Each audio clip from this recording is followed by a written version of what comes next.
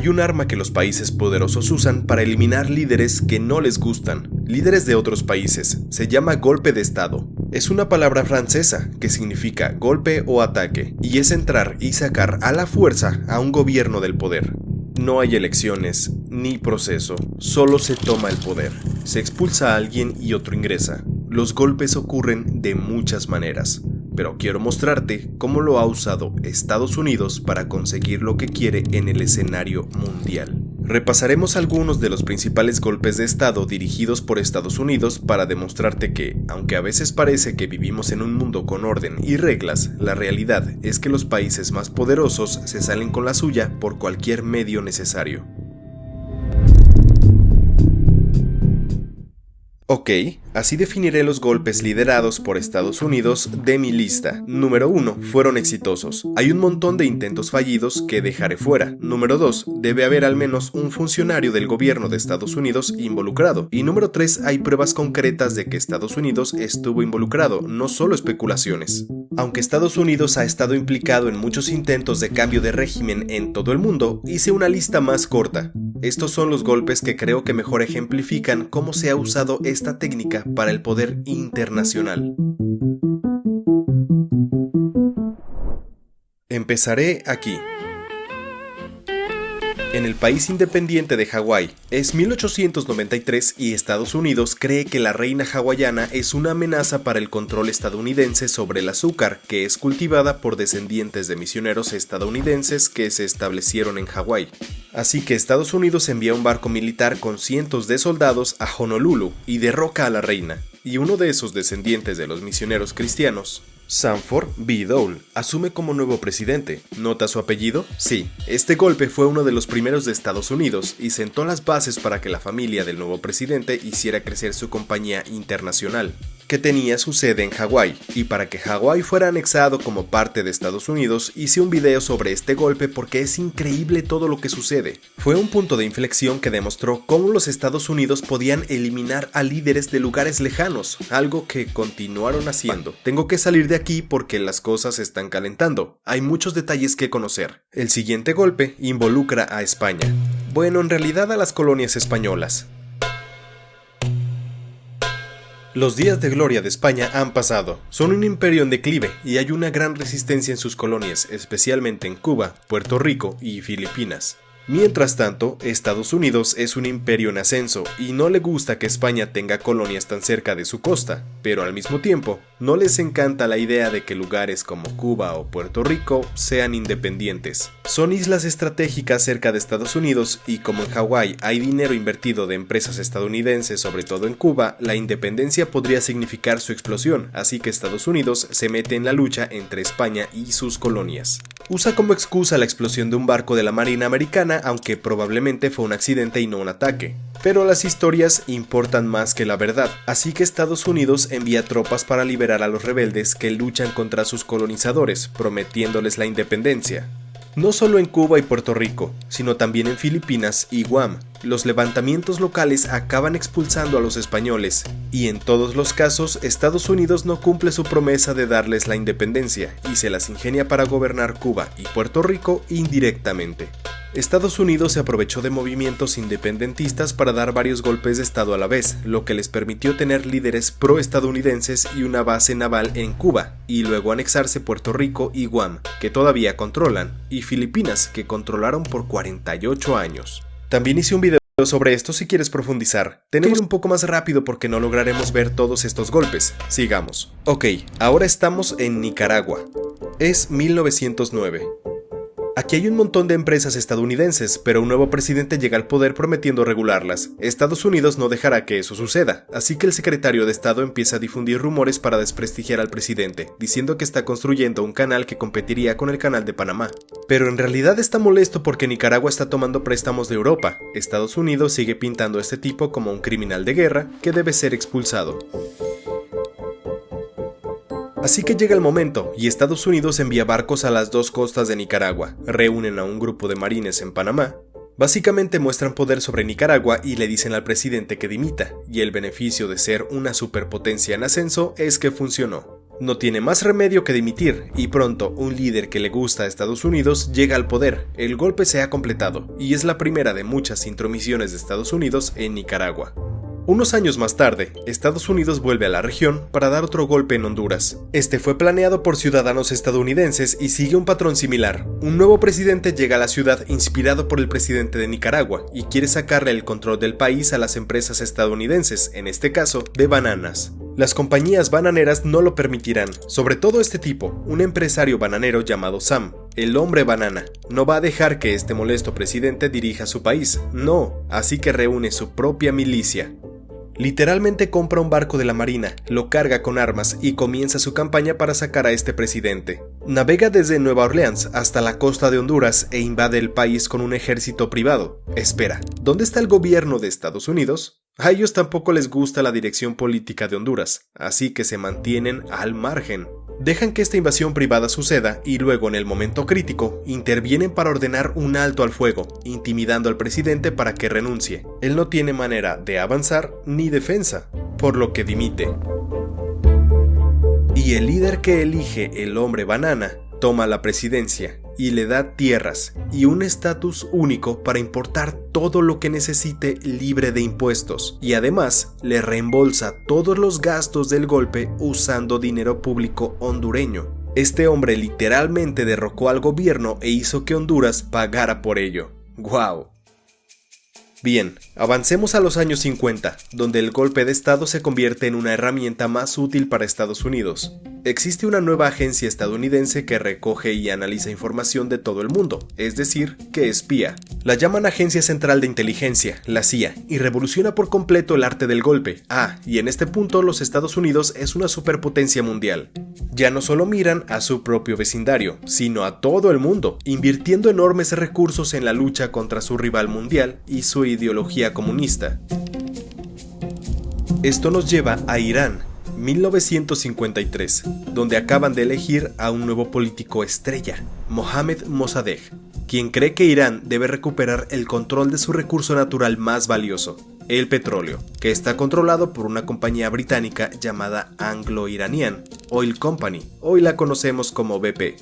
Mossadegh quiere echar a los británicos y recuperar el petróleo, pero como Estados Unidos, Gran Bretaña no está contenta con que intenten recuperar sus recursos y advierten que si lo hacen, habrá consecuencias. Así que los británicos se reúnen con el tipo de Oriente Medio de la CIA, que estaba en Londres, y le lanzan esta idea: echemos a Mossadegh. La CIA accede, sienten vibras comunistas en Mossadegh con este gran deseo de nacionalizar el petróleo de Irán, o al menos se convencen de eso. Así que la CIA acepta y envía en secreto a Irán al jefe de la oficina de Oriente Medio, Kermit Roosevelt, que tiene 30 años. Y sí, es el nieto de otro gran golpista, Teddy Roosevelt, del que hablé en otros videos. Roosevelt se cuela en Irán y se le da $1 millón de los contribuyentes para usar de cualquier manera que provoque la caída de Mossadegh. Así que ahora hay agentes de la CIA en Irán, tratando de derrocar al gobierno. Y es un comienzo difícil con muchos fracasos, pero empiezan a usar su dinero para ganar terreno, sobornando a políticos, clérigos religiosos y otros líderes para que digan cosas controvertidas sobre Mossadegh. Contratan a lugareños para que finjan ataques contra líderes religiosos, diciendo que recibieron órdenes de Mossadegh, pero en realidad la CIA les paga para hacerlo. Y con suficiente tiempo y dinero, crean una atmósfera de caos, hostilidad y desconfianza en el público. Y hay armas. La CIA almacena suficientes armas y explosivos para mantener una organización guerrillera de 10.000 hombres por 6 meses en caso de que necesiten iniciar un conflicto. El resultado es más violencia y caos que envuelve a la capital. Se destruyen tiendas, se dispara a las mezquitas, se golpea a la gente y miles de manifestantes a sueldo inundan las calles.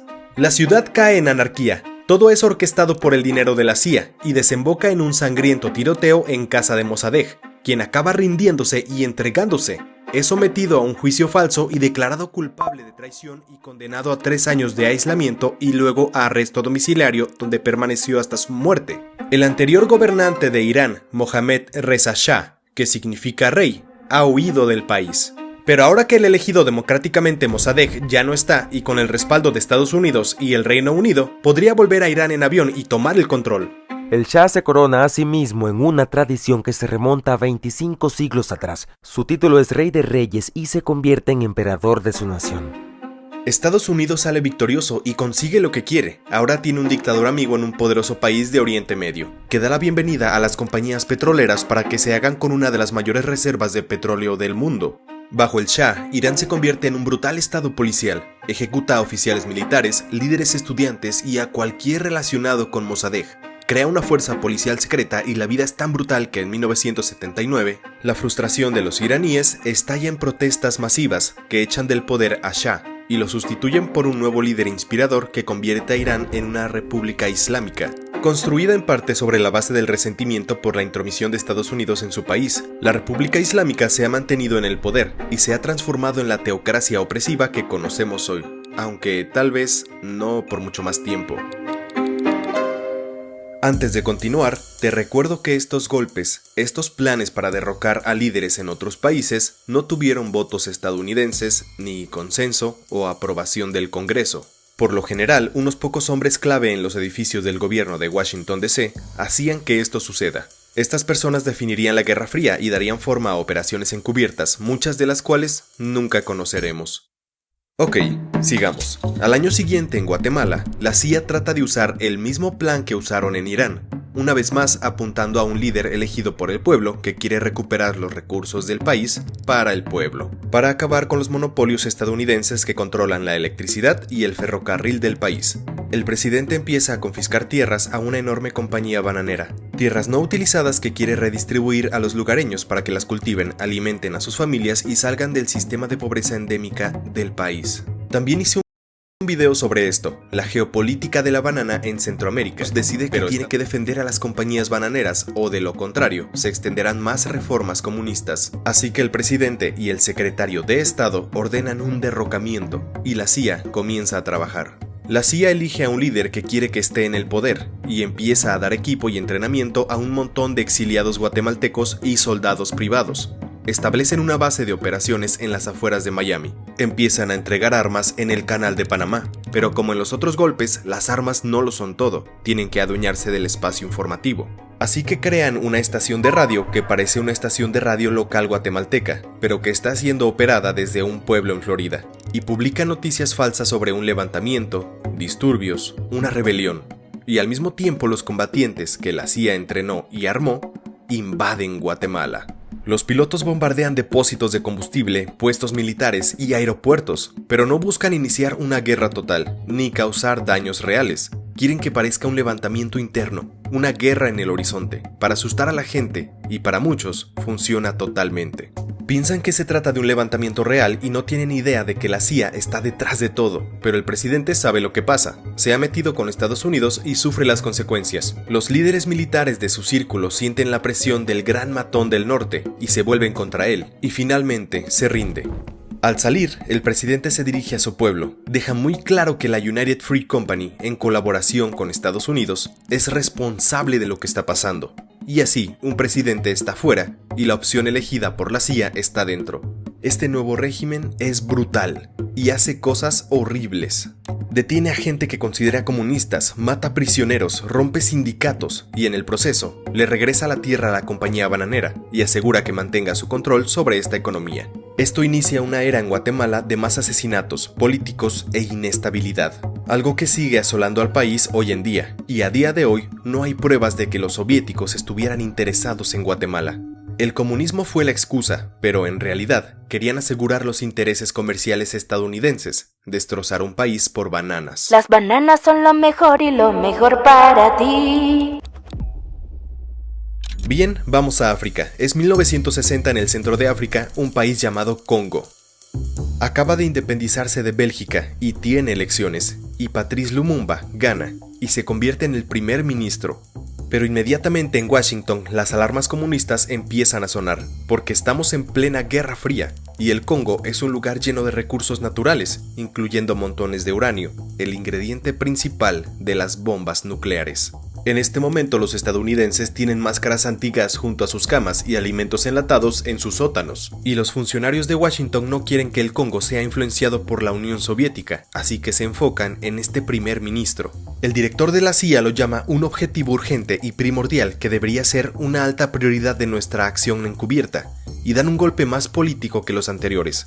Se alían con los enemigos políticos de Lumumba y el antiguo colonizador del Congo, Bélgica, sobornan a los políticos. Financian protestas y movimientos obreros y hacen circular propaganda, algo similar a los golpes anteriores. Y cuando llega el momento, todos estos sobornados hacen lo que la CIA les pidió, quitan a Lumumba del poder. Y la CIA le da dinero e inteligencia y consejos al nuevo gobierno. Esta solución política no fue el primer intento. La CIA había intentado asesinar a Lumumba en el pasado, pero fracasó, por lo que se dedicó a robar y a manipular la política congoleña, una nueva democracia que apoyaba a la gente que pondría a Lumumba frente a un pelotón de fusilamiento congoleño y belga, haciendo de esto un asesinato político apoyado desde un océano de distancia. Pero hay mucha zona gris en estos golpes. Es muy difícil probar que el apoyo de la CIA fue el factor clave en el asesinato de Lumumba. Se sigue debatiendo hoy en día. Un golpe eficaz patrocinado desde el extranjero funciona así, operando en la sombra, alimentando divisiones, apelando a los peores demonios de la gente a través del dinero y de la influencia.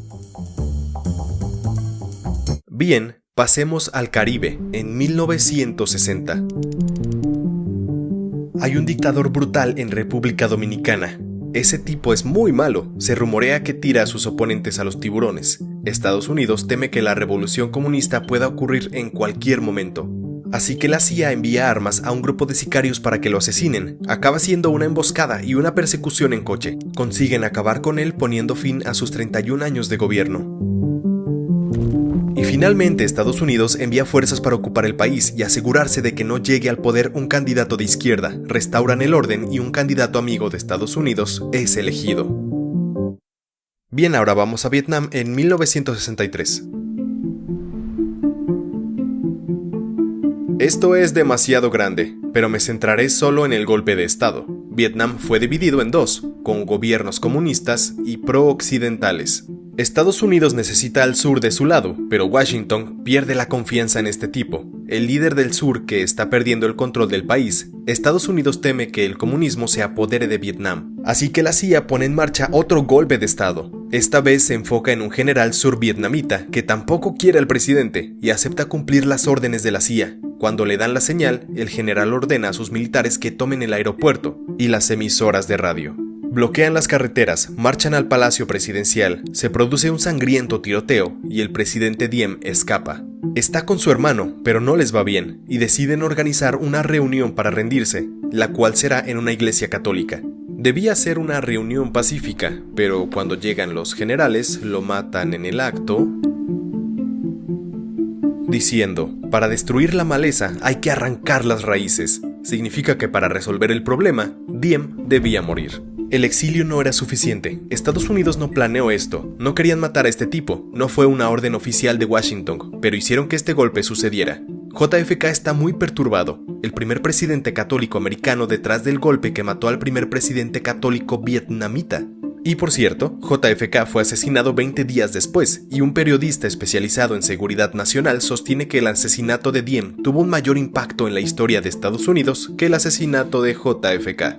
Porque llevó a Estados Unidos a una década de conflicto en Vietnam, que se convirtió en una larga guerra que terminó con una vergonzosa derrota y una crisis política interna, uno de los pocos casos en que Estados Unidos tuvo que lidiar con las consecuencias. Bien, veamos algunos rápidamente. Pasaré por alto algunos detalles. Es 1964 y Brasil está virando hacia el comunismo con el ascenso de un nuevo líder de izquierda. Por suerte para la CIA, ya se está tramando un golpe contra él. El ejército de Estados Unidos aparece con barcos en la costa de Brasil y transportan por aire municiones y suministros. En realidad, no hacen mucho, solo esperan con refuerzos y ven cómo sucede el golpe de Estado. El líder de izquierda cae y llega un nuevo líder. En 1973 hay un golpe de Estado en Chile que es una historia muy complicada con relatos contradictorios. Es un agujero del conejo súper profundo y decidí que debido a que la evidencia no es sólida como una roca no voy a contarlo, pero definitivamente pasó alguna locura, no estoy diciendo lo contrario. Bien, volvimos a África, y son los años 80. En Libia, el dictador Muammar Gaddafi está causando problemas, financiando grupos terroristas y trabajando para expandir su influencia por toda la región. Luego recibe una llamada de su vecino, Chad, pidiendo ayuda contra una rebelión. Gaddafi envía 4.000 soldados para ocupar una gran parte del país y se hace amigo del nuevo presidente ayudándole a exiliar a su rival, y pronto Gaddafi se vuelve codicioso y amenaza con fusionar Chad con Libia. A Estados Unidos no le gusta, y Ronald Reagan pone en marcha la maquinaria golpista, lanzando una guerra encubierta, enviando armas y dinero a los rebeldes de Chad y apoyando al adversario político derrocado, ayudándole a contraatacar. Y funciona. El presidente de Chad huye y el líder apoyado por Estados Unidos llega al poder. Ahora hay un conflicto y la CIA sigue armando la guerra, incluso cuando este tipo está en el poder. El nuevo líder gobierna brutalmente durante 8 años, hasta que es derrocado por un militar, y en 2013 es acusado de crímenes contra la humanidad, tortura y crímenes de guerra. Bien, vamos a esta pequeña isla en 1983. Es el comunismo de nuevo, y Estados Unidos envía 2.000 tropas para invadir esta pequeña isla remota y eliminar a su líder comunista. No sabían mucho sobre esta isla y literalmente tuvieron que usar mapas turísticos para planear su invasión. Las fuerzas estadounidenses entran en el país y arrollan a los combatientes granadinos y sus aliados cubanos. El gobierno se derrumba y el líder amigo de Estados Unidos llega al poder. Bien, volvamos a Centroamérica. Es 1989 y estamos en Panamá, donde Estados Unidos tiene el control de un canal muy importante. Por suerte, el dictador panameño ha apoyado los intereses estadounidenses, pero Estados Unidos comienza a dudar de este tipo, preguntándose si es la mejor opción para seguir manteniendo un fácil acceso a su canal vital. Y no ayuda que este tipo es acusado en Florida por cargos de narcotráfico y lavado de dinero.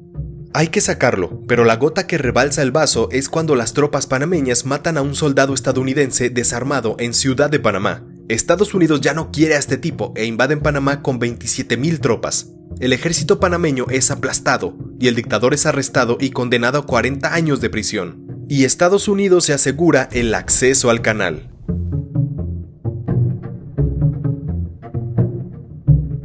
Ok, ahora es el final de 1980 y los soviéticos están invadiendo Afganistán. Y están encontrando resistencia, combatientes de todo el mundo que han llegado a Afganistán para luchar contra la ocupación soviética, muchos de ellos con motivaciones religiosas fundamentalistas. Pero a Estados Unidos no le importa su motivación, solo quiere que luchen contra los soviéticos y el títere de los soviéticos, el presidente afgano. Y funciona. Con la ayuda de Estados Unidos, estos combatientes hacen retroceder a los soviéticos y consiguen destituir al presidente afgano. Y mientras es destituido, advierte premonitoriamente a los estadounidenses que si dejan Afganistán en manos de estos combatientes, que se convertirá en un centro para el terrorismo, y su profecía se cumplió por completo. Esos combatientes financiados por Estados Unidos eran personas cuyos nombres conocemos: Osama Bin Laden, Abu Musab al-Zarqawi, el tipo que inició el grupo, que se convertiría en ISIS. Las armas que Estados Unidos envió para contrarrestar a los soviéticos y llevar a cabo el cambio de régimen en Afganistán se utilizarían contra soldados estadounidenses años más tarde. Cuando Estados Unidos regresó, orquestó otro cambio de régimen después del 11 de septiembre contra los mismos grupos a los que una vez ayudó. Estados Unidos acabaría abandonando Afganistán y el país volvería a caer en manos de los talibanes. Ya casi llegamos al final de la lista. Es la época moderna en 2003 y 150.000 tropas estadounidenses invaden Irak. Dicen que están allí para encontrar y destruir armas de destrucción masiva, pero su objetivo principal es acabar con Saddam Hussein. Lo que hacen en cuestión de semanas, Saddam huye a la clandestinidad y el presidente Bush declara misión cumplida y establece un gobierno pro-estadounidense en Irak, creando una consecuencia negativa al alienar a franjas del pueblo y el ejército iraquíes que forman grupos rebeldes anti-estadounidenses que luchan contra la ocupación estadounidense. Algunos se transforman en grupos como ISIS que causan estragos en la región hasta el día de hoy. También hice un video sobre este tema, échale un vistazo. Irak sigue siendo un lugar de profunda inestabilidad política. La confianza en el gobierno es extremadamente baja. Y la pregunta de cómo y por qué el gobierno dio este costoso y horrible golpe de estado destructivo sigue sin tener buenas respuestas. Y llegamos al último golpe de la lista. Es 2011 durante una ola de protestas que se extienden por toda la región, tratando de derrocar a todos los dictadores, uno de los cuales es este tipo, Muammar Gaddafi.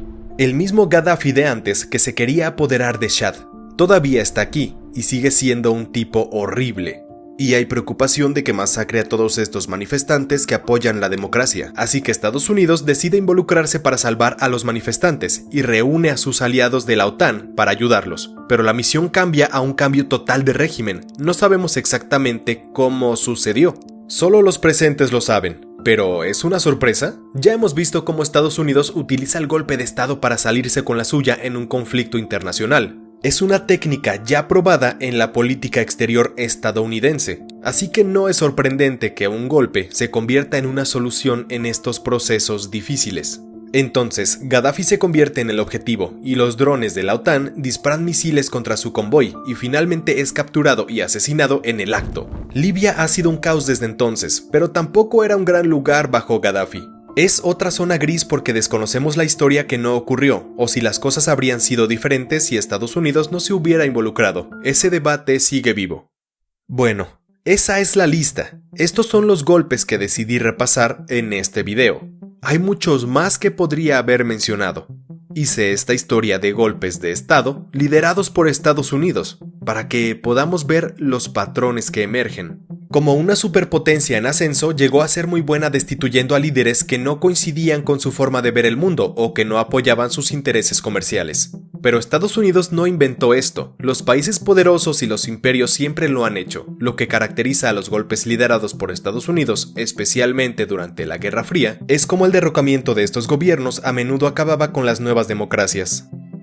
Bloqueando movimientos democráticos, sustituyéndolos por líderes autoritarios que pasarían a oprimir al pueblo con el apoyo de Estados Unidos, y en el proceso, cambiando la historia del país. Últimamente, Rusia se ha entrometido en el proceso electoral de Estados Unidos, y he reflexionado sobre lo que pienso de eso.